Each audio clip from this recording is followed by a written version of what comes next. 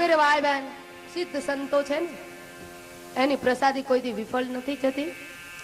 મચ્છંદર નાથ એક ગામની અંદર ફરતા નવનાથના નામ તમે સાંભળ્યા ને, એમાંથી મચ્છંદર નો ચેલો ગુરુ ગોરખ બોલ્યા.